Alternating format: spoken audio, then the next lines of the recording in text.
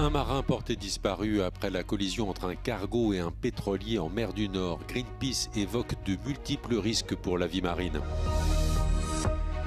L'ancien ministre des Finances grec Yanis Varoufakis s'oppose à un réarmement européen et appelle l'Europe à présenter son propre plan de paix en Ukraine. La France et la Moldavie ont signé un accord de coopération bilatérale. Celui-ci concerne le développement, l'énergie, mais aussi la lutte contre les ingérences étrangères. La tension monte en Roumanie après l'exclusion du candidat d'extrême droite Călin Georgescu à la prochaine élection présidentielle. Celle-ci doit se tenir en mai.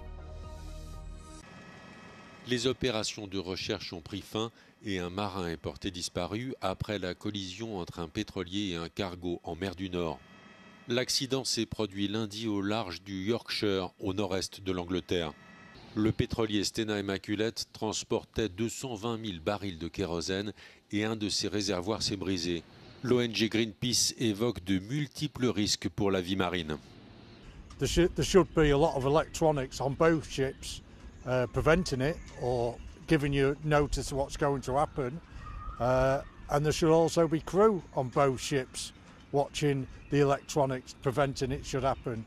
In somewhere down that chain, one of them's failed. Poor visibility watches have always been standard practice on merchant ships. Le cargo Solong naviguait sous pavillon portugais. Le porte-conteneurs transportait de l'alcool et des conteneurs de cyanure de sodium. Le pétrolier Stena Immaculate était affrété par une branche de l'armée américaine. Le navire avait pour destination Killingholme, dans le nord de l'Angleterre. La Russie a annoncé lundi l'expulsion de 2 diplomates britanniques en poste à l'ambassade de Moscou, les accusant d'espionnage. Dans un communiqué, le FSB affirme que les diplomates ont fourni de fausses informations personnelles lors de leur demande d'entrée en Russie et les accuse d'être impliqués dans des activités d'espionnage hostiles à Moscou. Le service de renseignement russe n'a cependant fourni aucune preuve de ces affirmations. Depuis le lancement de l'invasion de l'Ukraine par la Russie en 2022, les expulsions de diplomates entre Moscou et les pays occidentaux se sont multipliées. En mai 2024, Londres a notamment expulsé l'attaché de défense russe, l'accusant d'être un agent de renseignement non déclaré.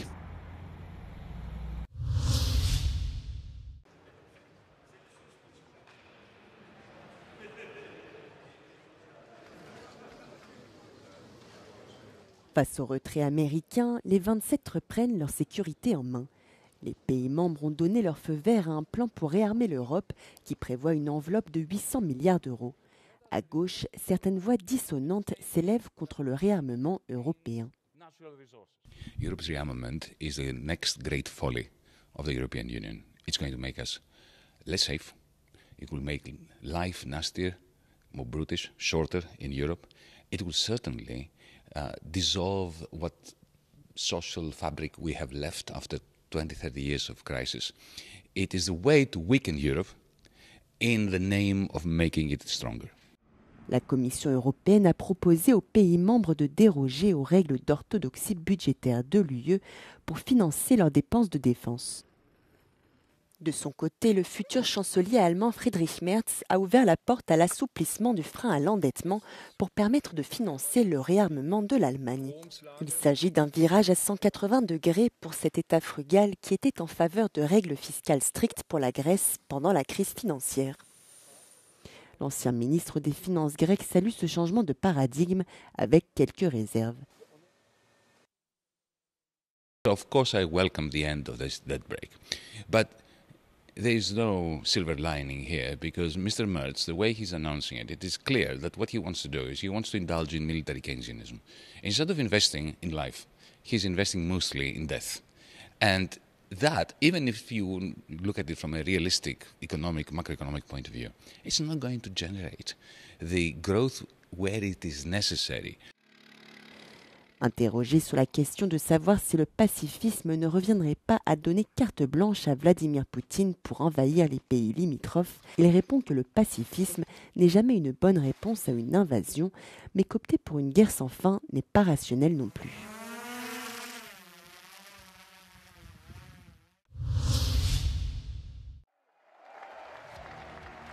En Allemagne, les Verts s'opposent fermement au changement constitutionnel prévu par Friedrich Merz pour augmenter massivement les dépenses de défense et d'infrastructures. Ils remettent en question l'avenir de ce projet de loi au Parlement. Lors d'une conférence de presse lundi, les dirigeants des Verts ont annoncé qu'ils ne trouvaient pas les propositions du futur chancelier suffisamment convaincantes. Ils ont suggéré des amendements. Wer von uns eine Zustimmung haben möchte für mehr Investitionen, der muss auch zeigen, dass es tatsächlich um mehr Investitionen geht in Klimaschutz, mehr Investitionen in die Wirtschaft in diesem Land. Das wäre notwendig. Wir stehen mit Sicherheit nicht für Spielgeld zur Verfügung und deswegen werden wir diesen Vorschlägen nicht zustimmen. La CDU a reconnu les préoccupations des Verts et a promis de les aborder en négociation. Les modifications de la loi devaient être discutées au Parlement le 13 mars et être adoptées par l'ancien Bundestag le 18 mars. La majorité des 2/3 est requise. La CDU, CSU et le SPD ont donc besoin des voix des Verts, sans lesquelles tout ce projet ne pourra se réaliser. Alors que les négociations en vue d'un potentiel cessez-le-feu en Ukraine se poursuivent, la Moldavie cherche elle aussi à se protéger d'éventuelles attaques russes. Dans ce contexte, la présidente moldave Maia Sandu a rencontré son homologue français Emmanuel Macron à Paris, l'occasion pour les deux pays de signer un accord bilatéral. Moldova is no longer dependent on Russian gas, and today we take another step forward. Together with the Agence Française de Développement, we are signing a €30 million agreement to improve energy efficiency in Moldova. This investment will reduce energy waste, lower costs and strengthen our energy independence. Un organisme français de lutte contre les ingérences numériques étrangères va ainsi renforcer sa collaboration avec le Centre moldave de communication stratégique en matière de protection des processus électoraux. Le Parlement moldave doit également adopter un nouvel instrument de réforme de 1,9 milliard d'euros afin d'accélérer les réformes et préparer l'intégration du pays à l'Union européenne.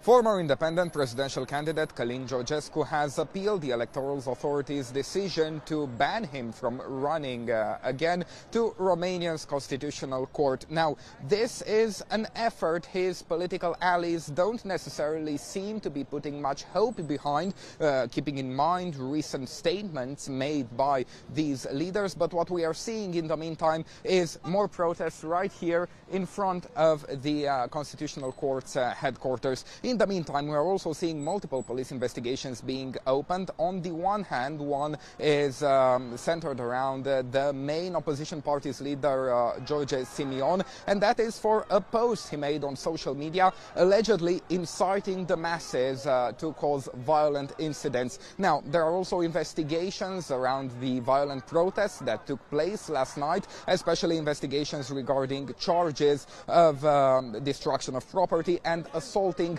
riot police officers. But it is important to note that as of now, not one person has been detained, though police say that they are making efforts in identifying all those involved in the violent protests.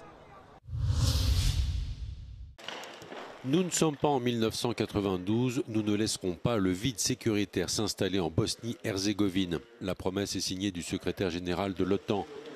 Mark Rutte a rencontré à Sarajevo les membres de la présidence tripartite du pays au moment où les séparatistes serbes font pression. La situation s'est tendue depuis la condamnation à 1 an de prison du président de la Republika Srpska. Milorad Dodik rejette la condamnation et a fait passer une loi interdisant à la police fédérale d'exercer sur le territoire de la Republika Srpska. NATO remains firmly committed to the stability of this region and to the security of Bosnia and Herzegovina.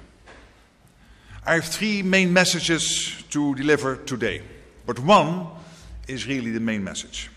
First, our commitment to Bosnia and Herzegovina is steadfast.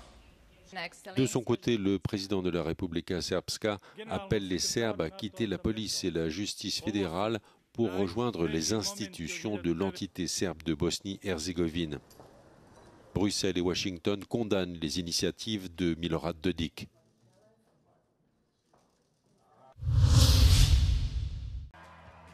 Au Canada, Mark Carney va succéder à Justin Trudeau au poste de Premier ministre. Lors de son discours de victoire, l'ancien banquier a adopté une position ferme face aux menaces de Donald Trump, qui a imposé des tarifs douaniers au pays.